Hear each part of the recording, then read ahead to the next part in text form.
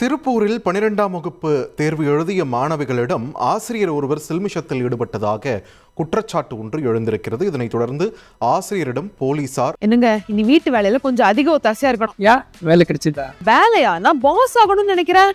எப்படி? பாஸ் வாலா. பி தி பாஸ். விசாரணையில் ஈடுபட்டிருக்கின்றனர். கூடுதல் விவரங்களை வழங்க இணைகிறார் எமது செய்தியாளர் அருண்குமார். அருண்குமார், வணக்கம். இந்த குற்றச்சாட்டுடைய பின்னணி என்ன? போலீசார் தரப்பிலிருந்து என்ன சொல்லியிருக்காங்க? பள்ளி நிர்வாகம் தரப்பிலிருந்து எதுவும் விளக்கம் கொடுக்கப்பட்டிருக்கா? வணக்கம். திருப்பூர் வெங்கமேடு அரசு மேல்நிலைப் பள்ளியில் பல்வேறு பகுதியைச் சேர்ந்த பள்ளி மாணவ மாணவிகள் 12ஆம் வகுப்பு பொதுத் தேர்வு எழுதுகிறார்கள்.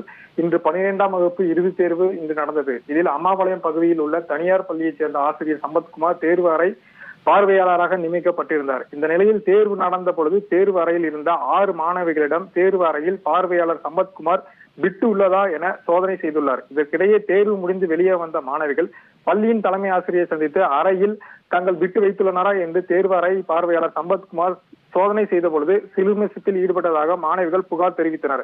இதைத் தொடர்ந்து பள்ளி தலைமை ஆசிரியர் காவல்துறைக்கு தகவல் தெரிவித்தார்.